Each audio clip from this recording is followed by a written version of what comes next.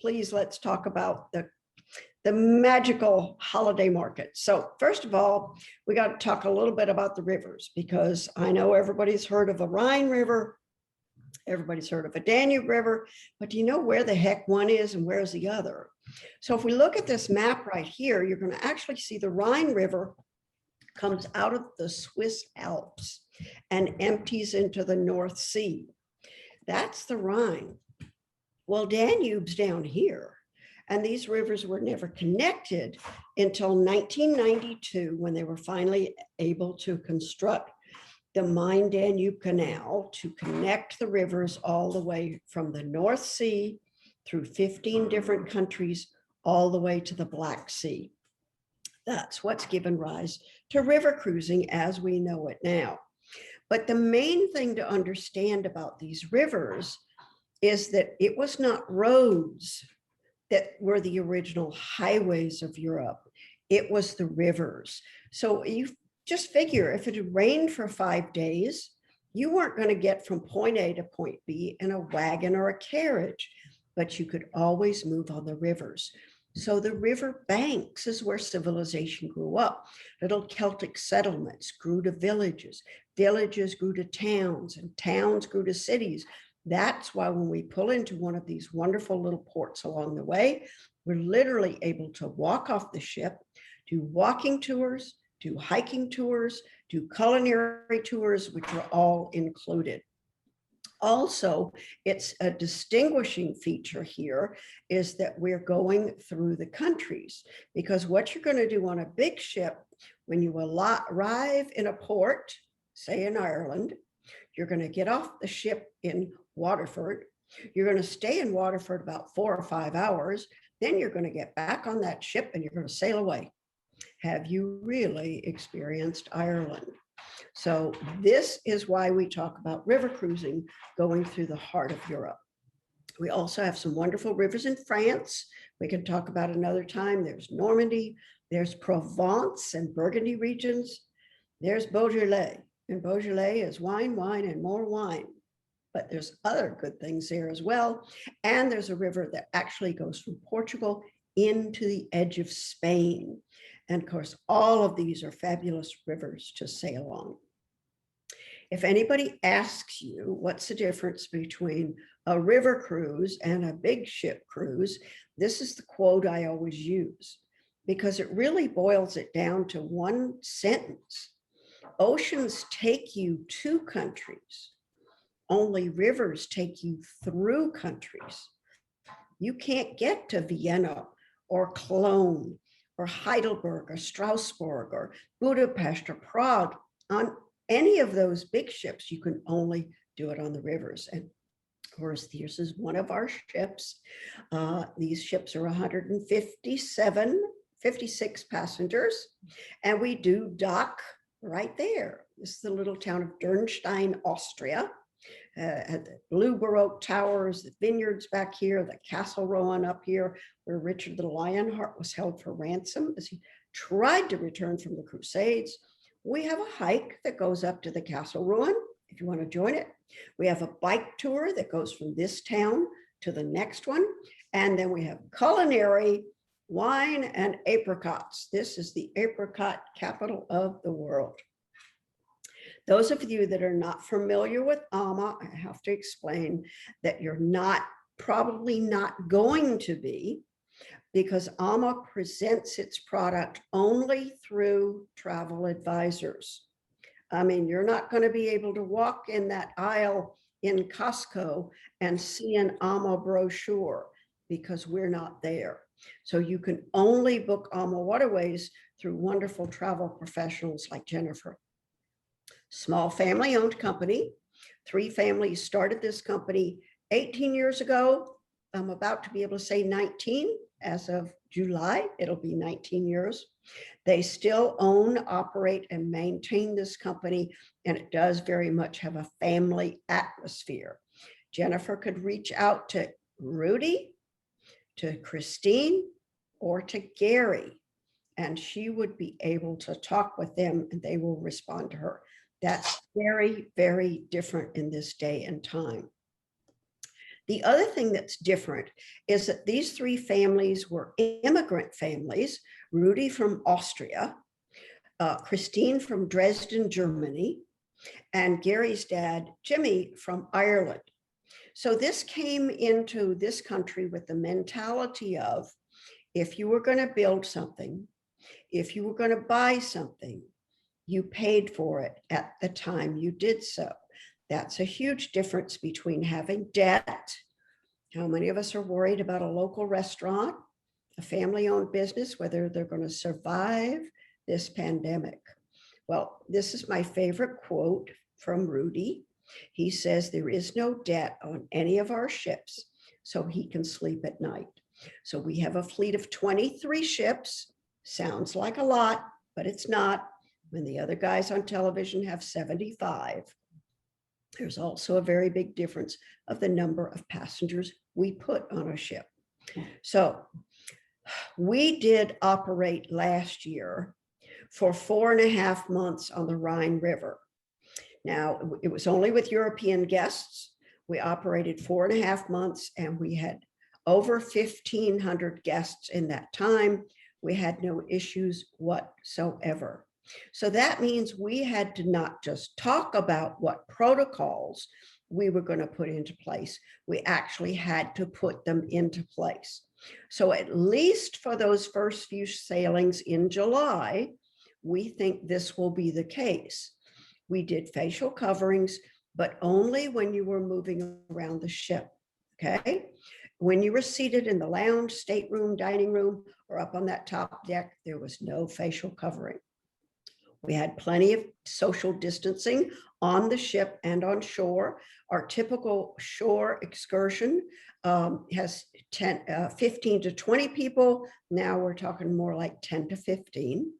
We did temperature checks on everybody on board every single day and coming on and off the ship. We had sanitized the luggage, but here's the critical thing. The ships that Rudy designed from the start never recirculate air. So if you're sitting in your stateroom or a lounge, all the air that's coming in is fresh air. That's huge in this example. Now, our signature design is this. It's called a twin balcony. But first, let me tell you, the entry-level cabin is something called a fixed window. A fixed window is just that. It's a window, but it doesn't open. It's a fixed window. Okay, the next category up is what you see on the right. I want to ask you to put your hand up over the thing you see on the left there. So you're only looking at the French balcony. The French balcony was invented by Rudy. Basically, it's sliding glass doors, opens completely out onto the river, fresh air, beautiful scenery, but it's not a step-out balcony. That's called a French balcony. So what happened in the river cruise industry, that in 2010, the folks that regulate the locks, okay, the locks dictate everything about a river cruise ship. It can only be so wide. It can only be so long because of the locks. So the folks that regulate the locks in 2010 told Rudy he could add 80 feet in length to his ships. So he took his 80 feet and he only added 6 cabins. So we went from ships that are 148 passengers to our big ships of 156 passengers. Now, other folks in the industry went from 148 passengers to 192 passengers. The ships are exactly the same size. So what you've done on their case is add more and smaller cabins, whereas this is our signature design. It's called a twin balcony because it has both. On the right, the French balcony. On the left, a step out with chairs and tables out there. The reason we're only 156 is that you can't do this twin design in less than 210 to 235 square feet. So that's why we only have 156 passengers on our twin balcony ships. We also have connecting cabins on 8 of the ships now. multi-generation or senior parent. We have triple cabins on these vessels. So this stateroom will accommodate a third person. And we have suites that can accommodate a family of 4. Behind this wooden screen on the right is actually a full bedroom. And then here is a queen size bed as well. We do occasionally have families with kids on board. It is not often. There's not many of them. Typically summer, maybe Christmas markets. They tend to be, number 1, very well-traveled kids. And number 2, very well-behaved kids. And my theory is also they're being watched by every single grandparent on that ship. So they really better toe the line. So it's not disruptive in any way. It just adds a new perspective. Like I say, doesn't happen that often. So we've done a couple of things last year. We're not sure as of July whether this will still be the case, as in the plexiglass divider here, little plexiglass divider in the main lounge. So it's still not obstructing the view or communication. Now we get to do what I love. You know, somebody's always going to say, what's your favorite river cruise?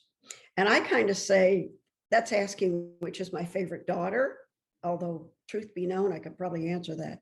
Anyway, the Christmas markets are my favorite. I've done it 7 times. I'm up for number 8 this year because I'm very bitter about having missed last year.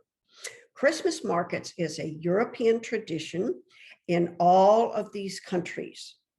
The tradition goes back 700 to 900 years, and they don't decorate a tree. They don't decorate the inside of a store. They decorate entire cities. This is the main market in Vienna. Vienna actually has 6 other markets. This one's at the city hall though. And everything comes to life at night. You're going to stroll through these markets. You're going to be standing next to the locals. They're going to stand in front of a market stall with their family with them, maybe the baby buggy all covered up. And you're going to smell sausages roasting and nuts roasting and gingerbread, which they call Lebkuchen. It is an actual sensory overload. It's also a great shopping opportunity. Christmas markets open based on Advent, about the 24th or 25th of November. So actually this market in Vienna last time opened on the 15th of November, and Budapest opened on the 9th. And I'm figuring this year they're going to be opening early because they've been starved for it. And can you imagine a Christmas season that will be more anticipated and appreciated than this one's going to be? So magical Christmas markets everywhere you look. This is Dresden, Germany. There's a Ferris wheel, these market stalls. All you could see is the roofs. You're going to see people gathered here. You're going to taste the local food. You're going to sip the local hot beverage that night. Now, it's called Glühwein. It's a hot mulled wine, but the markets will always have hot chocolate and hot punch and, you know, everything else as well. That is our beautiful Christine Karst with her mom and her daughter and her nephew. So like I say, Christmas markets can be very, very much of a family adventure. And we'll talk about the Glühwein in a few minutes. And there's our other owner, Gary Murphy, with his wife and his 2 daughters on the Alma Magna. So we do a lot of things on board. We have Christmas caroling. My favorite picture ever is the one you see in that lower right-hand corner. I think this picture is probably at least 4 or 5 years old. I mean, it was actually several families. There were 4 little boys and the 1 little girl. They bought the little Austrian hats. And this picture was taken on a Christmas market cruise. Now, I challenge you to locate one of these kids who may be 5 years older now and ask them about this experience and ask them the memories they have made with their parents and their grandparents. So absolutely fantastic experience to go on the Christmas markets. Pretty good shopping too. All you have to do is buy one of these hats and a big scarf in the first market, and you're all set for the whole week. Also, I'll have a helpful hint later on, but beautiful experience with kids. Can't travel without food and wine, right? Okay, it's not a turkey, folks. That is a goose. That's what they have over there. They have the Christmas goose. And that's called a stollen. A stollen's like fruit bread, fruit cake, but it doesn't weigh as much as our fruit cake does. It is meats and fruits inside. It's much lighter. It's absolutely delightful. Of course, you've got Black Forest and Sakatorts. You've got one market stall, which is my favorite in Budapest, where the entire stall is dried fruits and spices and cinnamon, and they've been arranged into hanging a bell or a shape or something like that. And you bring these home and you can just smell the cloves and the cinnamon and the oranges. Glühwein is a hot mulled wine. It's got the spices in it. It's got the fruit in it. It's really, really yummy coming back onto the ship and in the markets. And I love this picture because this is the kind of food they have in the markets. You already got to try the local cuisine. Obviously, you got lots of sausages here. You're going to have potatoes over here. You're going to have skewers over here. Just picture yourself walking around with a hot mulled wine in one hand and a sausage in the other. It's pretty special. So we've got two options for Christmas markets. We've got the Danube and we've got the Rhine. So for instance, the Danube. One end you got Budapest, my second favorite city in the world. The other end you've got Prague, which is my number one favorite city in the world. They all have different markets, different street food, different local stuff, local artisans, just absolutely incredible, beautifully decorated here. This is just one of the markets. There are 4 or 5 in Budapest. Here's another picture back to Vienna with that city hall or the Rathaus. And you can see all the way from this main street to the Rathaus are market stalls. And then there's 2 wings, side streets that go off the side. It's just a magical, look at, they even hang ornaments up in the trees. Vienna, actually, they decorate every street differently. There's one street I call the Chandelier Street because it's these huge monster chandeliers and they're all the way down the street.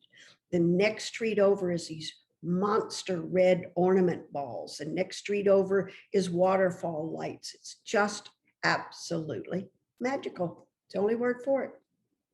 When you sail the Danube with us, which I hope you will, and add that 3 nights in Prague, you'll have the option of going for a half day or a full day trip to Salzburg, Austria, which is such a very, very special little city, even if you're not into the sound of music. But I suggest you watch it in your stateroom sometime along the way. So beautiful market here. It's actually right outside the doors to the incredible Salzburg Cathedral. We're going to stop in a little town called Passau. It's where 3 rivers come together. I love the market in Passau because it's way up on a hill, again, right in front of the cathedral. Huge plaza in front of the cathedral with all the market stalls there. Each market a little bit different. Regensburg is, what can I tell you? Regensburg is one of those very, very unique markets. Actually, the city of Regensburg has 2 markets. It has the market down in the town square. It also has a palace up on the top of the hill, which is actually privately owned and lived in. But the family that owns this Schloss, castle, gives it back to the city for the Christmas season. So the locals come in and put up their market stalls in the courtyard. In this courtyard, you'll find an outdoor bread oven. You'll find a blacksmith doing shoes. You'll find the hat maker. You'll find a big cauldron of fresh soup. It's just really special. Don't promise the snow, because I've only seen snow twice when I've gone. You're going to see the gals here, and they're holding a mug. Okay. The mug is different in every single, got it right here, Christmas market. And we're going to give you a little coupon, and you're going to be able to take that coupon to one of those stalls, and they're going to fill your Christmas market mug with Glühwein or hot chocolate or punch. And you're going to walk away, and you're going to get to keep the mug. Also might want to bring a couple more home, because the rest of your life, I promise you, anytime you pull out one of these Christmas market mugs, the memories will just flood back. It's absolutely incredible. Christine's helpful hints include that you might want to take the local currency. Now, what it is with the market stalls is the big stalls will definitely take credit cards, but the small family-owned stalls may want cash in the local currency, but you'll find the ATMs when you need them. Buy local, buy the handicrafts, buy the ornaments, buy the German Muttcracker, the prune people, all those in Nuremberg, the Christmas pyramid. Drag those home with you and use them for the rest of your life. Lebkuchen, like I say, that's gingerbread. So we also have these connecting staterooms, which are fabulous for families. Got another whole river that we could do Christmas markets on. This is the Rhine. The Rhine is actually going to go from Amsterdam in the Netherlands down to Basel, Switzerland, with beautiful cities and towns along the way. Amsterdam's a pretty special city. Hundreds of canals, hundreds of bridges. Doesn't have a great market, in my judgment, but the lighting throughout the city that reflects in the waters really, really makes it special. And oh, by the way, if you wanted to travel over New Year's, which is the most incredible experience in the world, to ring in the new year on one of the rivers of Europe, they keep the lights up over there until the Feast of the Epiphany, which is the 6th of January. So while the market stalls may close or reduce the number at Christmas Eve, some of them would stay open. And of course, all the beautiful lights and the magic is going to be there. Wonderful city on the Rhine River is Cologne. Cologne has probably the most fabulous cathedral in the world. If you want an example of Gothic architecture, it is right here. I would challenge you to walk into any true Gothic cathedral and not have your eyes immediately go heavenward. And that was the intent of the architects. How they built these back in the Middle Ages. Read Pillars of the Earth by Ken Follett, so you really appreciate it. So this fabulous cathedral has a huge plaza beside it, surrounded by beer gardens and cafes, but at Christmas time, every little patch of red here is a different market stall. And you've got the beautiful bridge over the Rhine River. Heidelberg's a very special little city, has the oldest university in all of Europe, has the longest shopping street in the world. It's a mile long, ask me how I know. And again, you're going to see the lighted stalls along the way and even a giant Christmas pyramid. One of the most fabulous castles in everywhere is the castle over Heidelberg. Now, in the Rhine, yeah, you're in Germany, but you're also in France. There is a section where Germany, France, and Switzerland come together. It's called the Alsace region. It's famous for food and very, very famous for wine. It has been a battleground for centuries. I mean, in the Second World War, obviously it was taken over by the Germans. They changed the street names. They had the families change their names. I mean, you listen to the story of Strasbourg and you hear it go back and forth and back and forth. But it's one of these storybook little cities, has these gabled houses. And the Old Town section is very special to me because for some reason they've decided to decorate their homes with huge, giant teddy bears. So you're going to walk down the street, you're going to look at this balcony, and this beautiful white stuffed teddy bear is going to be hanging off a gable or out of a window. It's really, really special. Strasbourg is awesome, as is Basel. Basel is getting you into Switzerland. And of course, we have an extension from Switzerland to go over to Lucerne and Zurich, if you like. We also had an extension on the other end, which was Amsterdam. We're going to always offer a pre and or a post land package. And the land package includes the cruise manager going along. Now, the best example I can give you is the first time I sailed the Danube and I started in Prague, okay? I was traveling solo. So here I was checking into this hotel room in Prague by myself, not knowing a soul that was going to be on this ship. There's the cruise manager in the lobby of the hotel, doing a meet and greet that night with a little toast and saying what we're going to do for the 3 days in Prague, walking out the front door of the hotel, walking us down to the old town square and saying, okay, here's the market, here's the Christmas tree, you know where your hotel is, now go get lost. Just absolutely so special.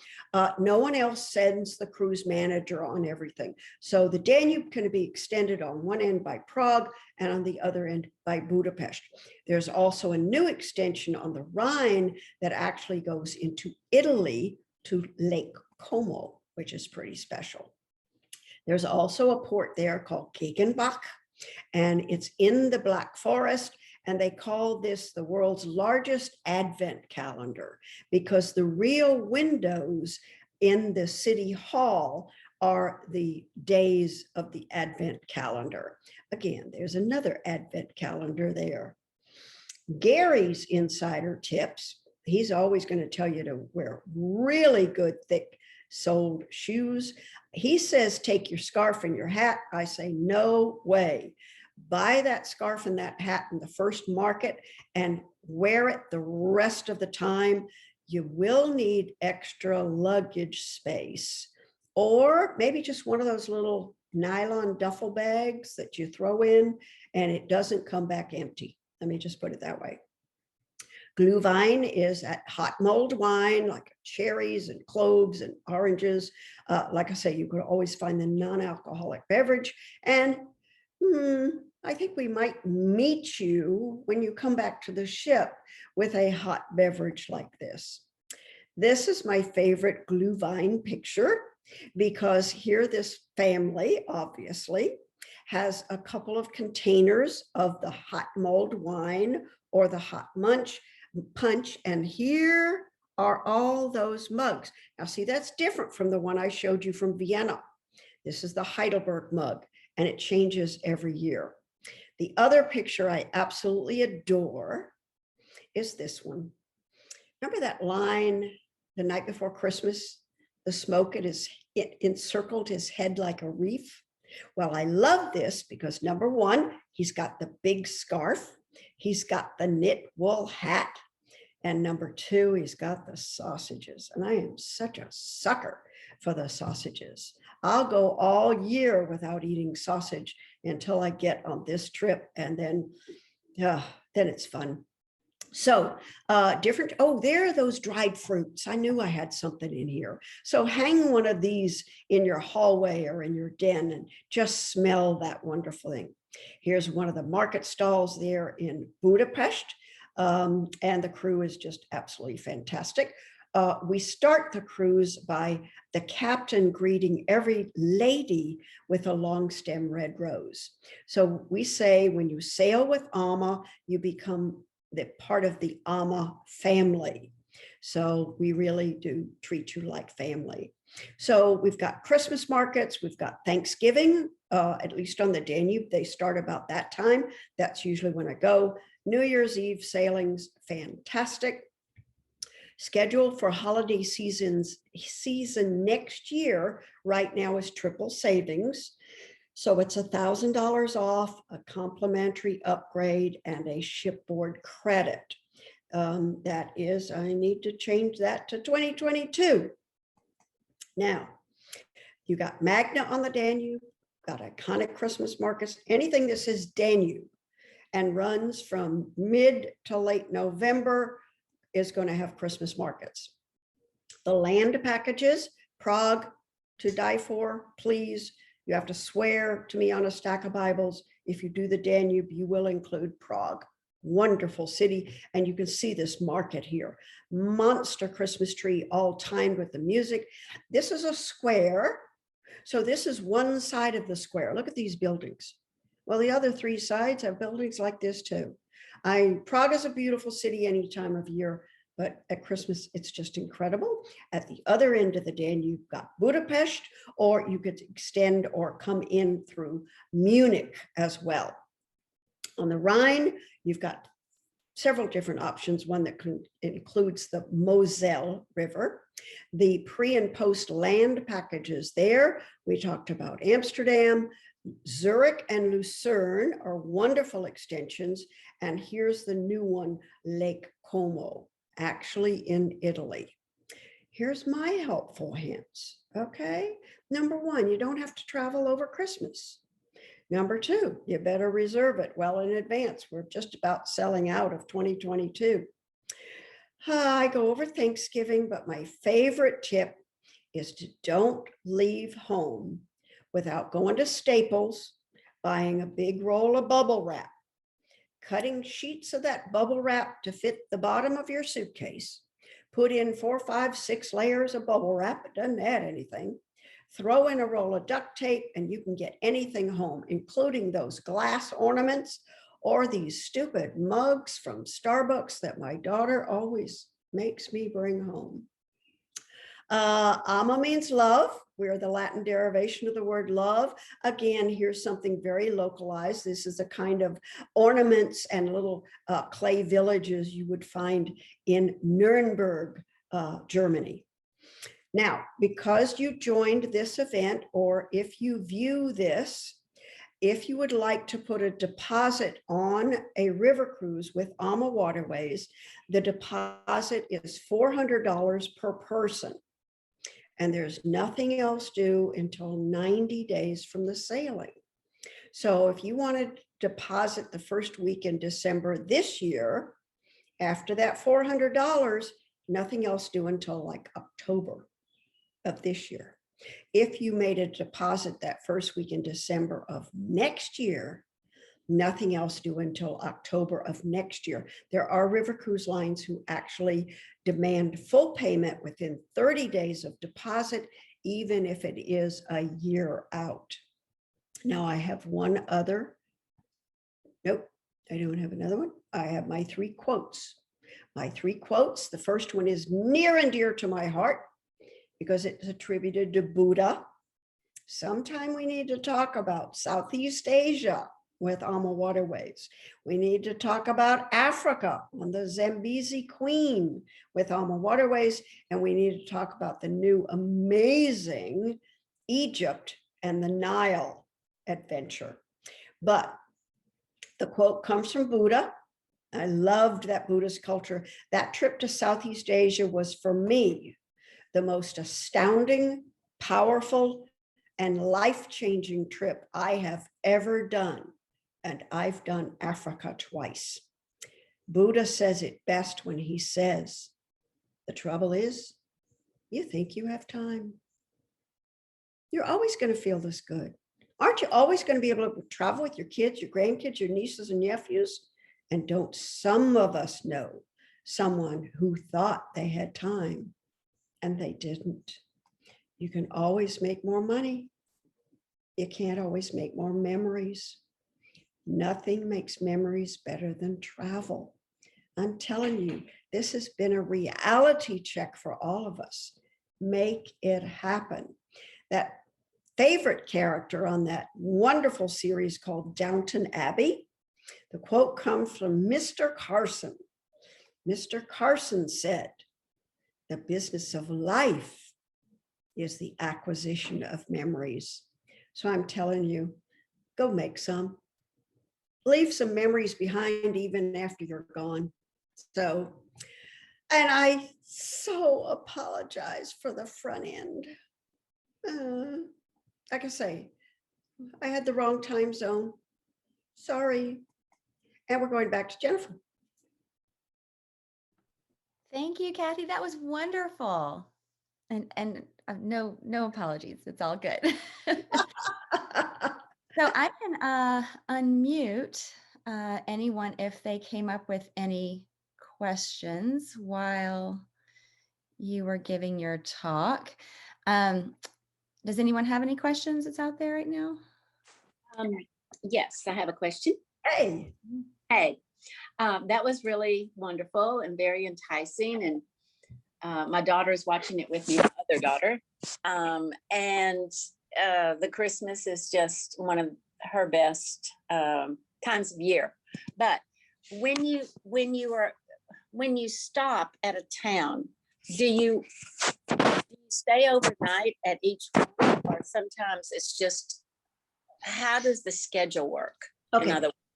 Consider you're checking into a little luxury hotel room, and every night that hotel room's going to move to a different city or town, and you're going to walk off the ship in a different city or town, unless that section that we're sailing, like on the Rhine River, there's a stretch called the Rhine Gorge, and you're passing 40 different castles. We're going to sail that during the daytime. Same with the Wachau Valley on the Danube. If it's a scenic area, we will always sail that during daylight hours so you can enjoy it. But typically you'd pull into a port, you'd walk off the ship and either do a walking tour with our guides, and we have a group called the regular walkers. There's another group called the active walkers. There's another group called the gentle walkers, and you can change your mind every single day about what pace you want to go. We also sometimes have late risers. We have 25 bicycles on board, and we do escorted bicycle tours. We also do escorted hiking tours if you'd like to join those, and we have culinary tours. One of the main things to understand about AMA is we're offering you between 4 and 6 excursions in every single port. Now, those folks that have that beautiful television commercial that make me throw things at my TV have this wonderful tagline right at the beginning. And it's really meant to hook you because it says an excursion is included in every port. My excursion definition of an is 1. Well, that's their definition as well. They are offering 1 excursion. Everybody goes on that excursion, so the groups are quite large. Or if you don't want that, you want another one, you will pay for it. So their ship's 192 passengers, our ship 156 passengers. Just think of the space in and the noise level in a dining room or in a lounge when you put 40 more people in there. Just FYI, there's no such thing as a bad river cruise. They are all absolutely fabulous. But there is a difference in personality and service level. So that's Jennifer's job, is to match you to the right supplier, just like the right big ship. You want to go on Carnival, or you want to go on Seabourn or Regent. That's what we do. We match you up. Okay, that sounds good. Thank you. Thank you. And Kathy, I have just a question based on that one. If you wanted to just go off on your own, absolutely, you do that. Absolutely. We always have maps at the front desk. Here's where you are. Here's where the town is. Strike off on your own. Have a conversation with the cruise manager. A lot of guys will say, okay, I want to go to a really good beer garden. Where should I go in this town? Well, cruise manager is going to set you right off to do that, or wine cellars or whatever, or shopping. You know, you got to have shop anyway. Interesting. Wonderful. And I have one more question if nobody else has one, is if we're traveling in 2021 and maybe even the beginning of 2022, and the US is still requiring us to be tested before we come back? Is that in port or is that on board? How is that working right now?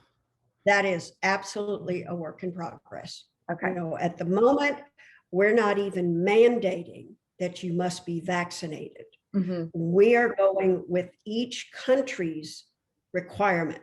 Okay. Right. We may do the PCR testing on board, but for instance, I'm sailing the lower Danube in August. Mhm. So I'm sailing from Budapest down to Romania.